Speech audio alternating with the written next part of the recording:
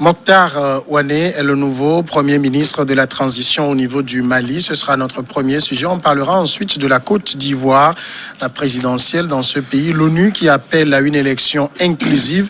Au niveau du Ghana, les forces de sécurité ont fait une irruption dans le rang des séparatistes. Une vingtaine de personnes ont été arrêtées. Puis le Togo, on va parler donc du gouvernement. Le Togo a un nouveau Premier ministre, une nouvelle Première ministre. Si on veut respecter le genre, on en parlera tout à l'heure avec Marc Abouflan, directeur de publication de Faits et Chiffres.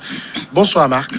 Bonsoir Samuel, bonsoir à tous les fidèles de New York TV. Ambroise Ponjo, directeur de publication de The Guardian. Bonsoir Ambroise. Bonsoir Samuel, bonsoir Marc et autres. Bonsoir les téléspectatrices et les téléspectateurs de la New York TV.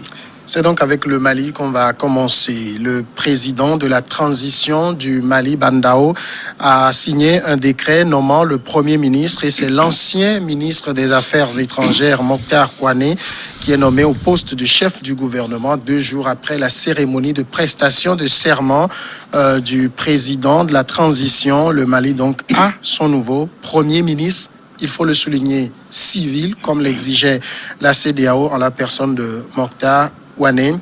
Marc Abouflan, c'est un signe positif qu'envoie ainsi la transition à la CEDEAO. Oui, bien évidemment, la transition, je l'ai dit ici à plusieurs reprises, n'a pas d'autre choix que d'envoyer quelques bons signaux à la communauté internationale, pas seulement à la CEDEAO.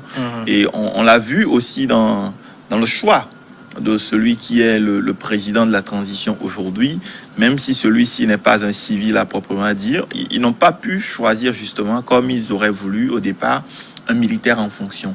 Et donc, c'est dire que au-delà de cette volonté de la junte, au-delà également de toutes les promesses qu'ils ont pu faire à la population ou des pressions qu'ils reçoivent de la part du mouvement R5, il y a quand même une certaine clarté, une certaine lecture positive de l'actualité internationale par les militaires maliens. Et je pense que c'est quand même une très bonne chose pour le Mali, mais également pour les forces vives d'avoir enfin un civil à la tête de cet État. Mais je remarque quand même que cette personnalité qui a été choisie, et si l'on veut refaire son parcours, n'est pas vraiment loin des choses qu'on reproche au régime d'hier. Et c'est ça qui tranche un peu avec la volonté affichée des militaires maliens de faire une rupture avec le régime du passé. Et je le disais ici même que cette rupture sera difficile. Et au finish, on va se rendre compte que le régime a changé, Ibeka est peut-être parti, on va avoir une transition, mais les hommes qui sont au sein de cette transition, les personnalités qui sont centrales dans la gestion du Mali, les 10-20 dernières années, ne vont pas fondamentalement changer après cette transition. Et cette nomination de M. Ould confirme un peu cette prémonition que j'avais. Alors, vous attendiez forcément à ce que ce choix puisse se porter sur une personnalité qui avait déjà été aux affaires, ou bien vous disiez que la transition allait trancher et trouver un homme neuf, disons-le comme ça? Oui, je crois que ça a été un choix lucide de la part de la junte et du nouveau président transitoire. Disons que Mokhtar a été quand même ministre, c'est vrai, dans une période de crise au temps du président général ATT. Il a été au moins ministre pendant 7 fois dans les gouvernements successifs de l'ATT. Donc il est connu quand même sur le monde diplomatique, et surtout sur le plan international, après avoir fait des études en droit et les relations internationales. Maintenant, lui seul, puisqu'on dit souvent qu'un seul hirondelle ne peut pas faire le printemps, il est évident que, respectant la feuille de route de la CEDEAO, un civil est nommé et qui s'est déjà frotté avec les milieux étrangers et aussi, surtout occidentaux, qui connaît bien la sous-région pour avoir été très récemment à la tête de la section paix et sécurité à l'Union africaine, à l'UEMOA. Donc c'est dire quand même que lui, en plus du président qui est un militaire à la retraite, qui a une autre forme de psychologie a présenté pour gérer le Mali, joint à un militaire de haut niveau, qui est également en fonction, qui sont d'ailleurs auteurs du coup d'État, à qui on a confié la gestion de la section défense et sécurité. Je crois que c'est une chose qui peut faire la rupture. Parce que quand vous suivez pratiquement beaucoup de Maliens, au vu du comportement de la classe politique par le passé, on souhaitait voir dans leur majorité relative un clan militaire pour diriger le Mali. Sauf que la CEDEAO, qui est aussi une institution sous-régionale, ne voudra pas qu'il y ait une certaine léthargie au niveau du Mali à cause des militaires, a voulu faire un mélange pour pouvoir sortir le Mali de la crise. Certes, elle-même a eu à mal gérer la crise au début, mais qui s'est rapidement rangée et de se contenter des faits qui sont des faits qui lui sont opposables malgré elle. Donc aujourd'hui, je crois que pour 18 mois, on attend de voir tout d'abord sortir le Mali de l'embargo sous lequel il se trouve à travers ces gens qui sont nommés. Ensuite, régler les problèmes politiques entre acteurs politiques du terrain de façon endogène. Et ensuite, régler les questions étrangères, les questions internationales et surtout la question sécuritaire et l'occupation du Mali par les forces étrangères, notamment la force française. On va venir tout à l'heure sur ce qu'il attend, en tout cas, si ça va entraîner la levée des sanctions. Mais le nouveau Premier ministre, on le voit, si on ne peut pas parler d'un homme nouveau, est-ce qu'on peut au moins parler d'un homme intègre? Parce que quand on présente le président de la transition, le colonel-major Bandao, on parle de lui, de son intégrité. Est-ce qu'on peut en dire autant du Premier ministre ou bien c'est arrangé dans le rang de tous ceux-là qui ont contribué un peu à piller le Mali comme les Maliens eux-mêmes le disent? Moi, je ne pense pas qu'il y ait d'hommes politiques intègres. Surtout quand on a été aux affaires, je pense qu'il est très très difficile de sortir des affaires en étant intègre. Mais je constate quand même que les Maliens font confiance à cette transition, ce qui est quand même extrêmement important par rapport à beaucoup d'autres transitions qu'on a eues. Ce sont les Maliens qui ont réclamé le départ d'abord de Ibeka, qui ont adoubé la junte, qui pour la majorité même était, pendant que la CEDEAO, la communauté internationale, réclamait, leur demandait d'avoir un président civil, ce sont les Maliens qui ont décidé, qui ont choisi d'avoir un président militaire, même si au finish on a un président qui est un peu le mélange des deux. Et donc, c'est ce président qui nomme aujourd'hui ce Premier ministre. J'estime qu'il a certainement dû consulter toutes les forces en présence, notamment le M5 RFP, qui a joué une partition importante dans la lutte. Et donc, je ne peux pas dire de go que c'est une personnalité intègre. Et même si ce n'est pas une personnalité intègre, à mon avis, c'est une nouvelle page du Mali qui s'ouvre.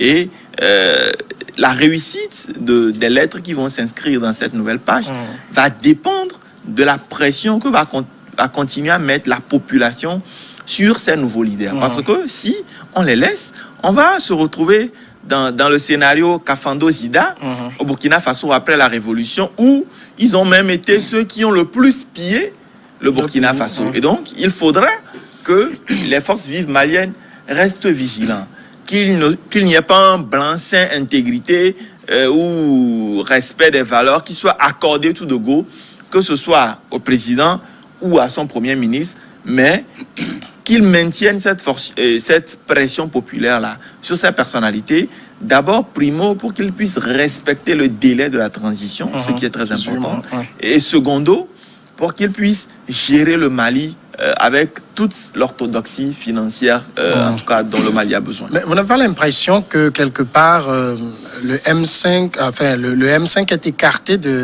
en tout cas, des postes premiers de cette transition, puisque pour le président de la transition, on allait trouver un militaire à la retraite.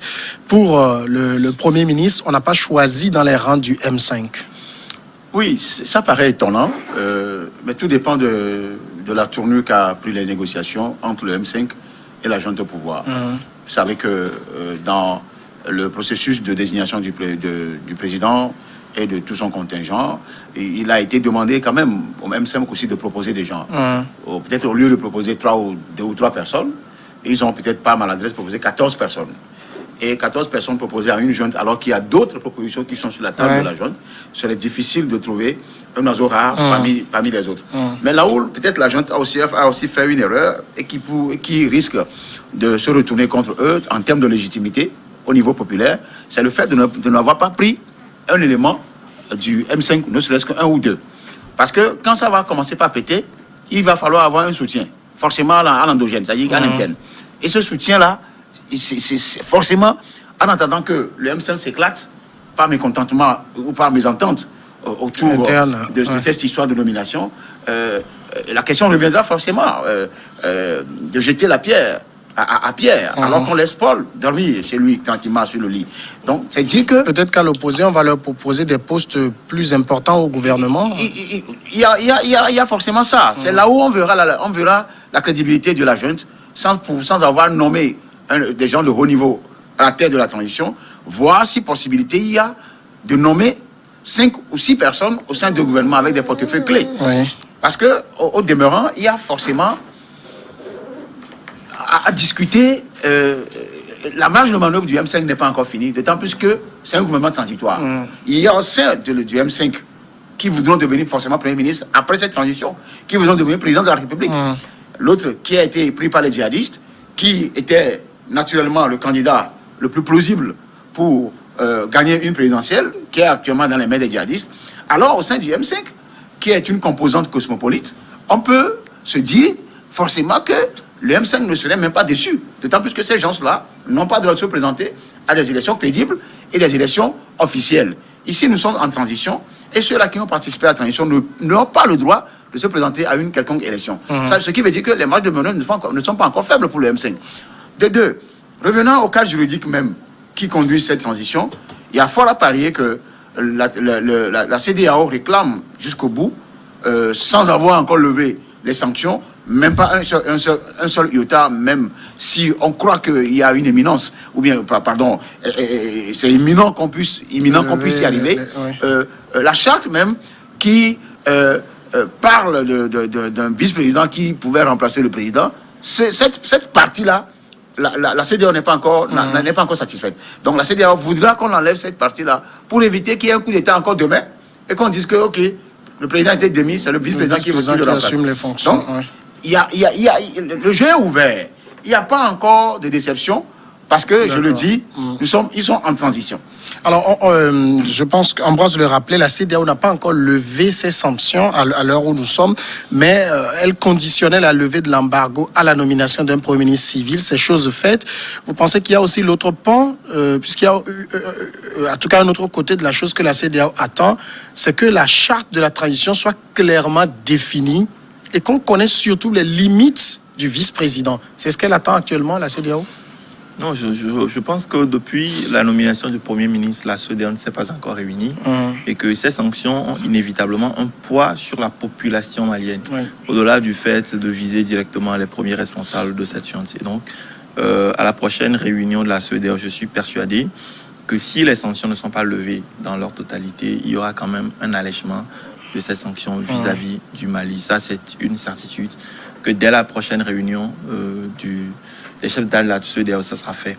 Mais la seconde chose, c'est qu'il ne faudrait pas forcément avoir derrière ce désir de la CEDEAO de voir les militaires faire les choses de la bonne manière. Il ne faudrait pas forcément avoir derrière des visées impérialistes, comme certains l'ont dit à un moment donné. Il faut dire qu'au-delà de la conférence des chefs d'État de la CEDEAO, qui peut se révéler très inopérant des fois dans un certain nombre de dossiers, la CEDEAO est avant tout une institution qui n'est pas que francophone. Et quand on parle de la CEDEAO, on a l'habitude de voir les têtes de proue, que sont Alassane Ouattara et Macky Sall du Sénégal. Mais on oublie de voir aujourd'hui la CEDEAO avec les deux géants économiques que sont le Nigeria et le Ghana, qui ont des traditions démocratiques assez assises et qui ont tout intérêt à voir le Mali, qui en termes de superficie est quand même un grand poids au sein de la CEDEAO, avoir le Mali asseoir quand même les bases d'une démocratie, d'autant plus que ce sont les mêmes militaires qui ont mis fin au cheminement démocratique du Mali. Il faudrait rappeler qu'en 2012, ce sont ces militaires de Kati qui ont empêché le président ATT d'aller au bout de son mandat et donc d'organiser les élections qui se préparaient à organiser. Et donc, à mon avis, il y a beaucoup de choses qu'il faut prendre en compte, beaucoup de paramètres. Ces sanctions seront allégées ou même levées, mais il faudrait aussi que les militaires maliens prennent un engagement fort devant la CEDEAO, devant la population, celui d'avoir une charte transparente. Parce que quand vous n'avez pas des règles de jeu bien déterminées, c'est qu'on peut les modifier à tout moment. Et on sait que l'actuel président de la transition est un ancien militaire, que ce sont ces éléments qui ont, qui ont perpétré ce coup. Ce sont des jeunes qu'il a pour la plupart formés. Au-delà, on se rappelle de ce qui s'est passé la dernière fois à Bamako lors de la fête nationale de l'officier Traoré, Sanogo, qui était venu et a nargué un peu le peuple malien au vu, au sud. C'est un message, en tout cas, qui, à mon avis, a été envoyé à la CEDEAO et qui justifie aussi le fait que la CEDEAO veuille voir clair dans cette transition avant de lever les sanctions. Parce que les Maliens sont conscients, les responsables maliens sont conscients qu'ils ne pourront pas aller loin sans la levée des sanctions de la CEDEAO. Et qu'ils savent que s'ils maintiennent leur posture là, à tout moment, ces sanctions peuvent se durcir, que ce soit au niveau de l'Union africaine, mais aussi d'un certain nombre de chancelleries occidentales. Et on l'a vu, et je fais souvent le parallèle avec le cas Burkina Faso, on l'a vu, moi j'ai l'impression que ces militaires veulent s'inscrire dans la même dynamique que ce qu'un certain Isaac Zida a fait. Et donc, il faudrait que cette CEDEAO-là puisse constituer le dernier rempart des peuples, du peuple malien, face à cette junte, pour qu'il n'y ait pas de dérive. Parce que ce qu'il faut éviter, c'est ce qui est arrivé avec Sanogo, c'est de laisser le contrôle du pouvoir absolu au Mali et à ces militaires maliens sans règles de transparence définies. Donc la charte serait définie à la base pour qu'ils puissent en abuser. Et donc je pense que quoi qu'on puisse reprocher à la CEDEAO aujourd'hui, ils sont quand même dans un très bon rôle. Je voudrais placer. Actuellement, la transition est guidée par trois tests juridiques. Le troisième, je l'ignore, il y a la Constitution, il y a la charte, il y a un autre test qui concomitamment sous-tendent la conduite de cette transition. Et je crains que cela puisse amener une crise, parce que diriger un pays avec trois tests pas forcément différents, parce que la junte n'a pas dissous la Constitution. La Constitution fonctionne au même titre que la charte, et un autre document qui fait foi dans cette conduite de transition. Donc je parie... L'accord d'Alger ou... Non, pas l'accord d'Alger. Non, il n'y a pas. Non, l'accord d'Alger s'inscrit dans le règlement de la crise sécuritaire. Et ça va arriver. Il y a un autre document. Donc, aujourd'hui, l'urgence... c'est vrai que les Maliens aussi sont en train de faire une erreur, de faire une confiance BA à des militaires. Parce que dans ce pays, je ne vois pas encore un Malien faire confiance aux militaires. Donnez-nous juste une minute. On va aller à la première pause et on revient.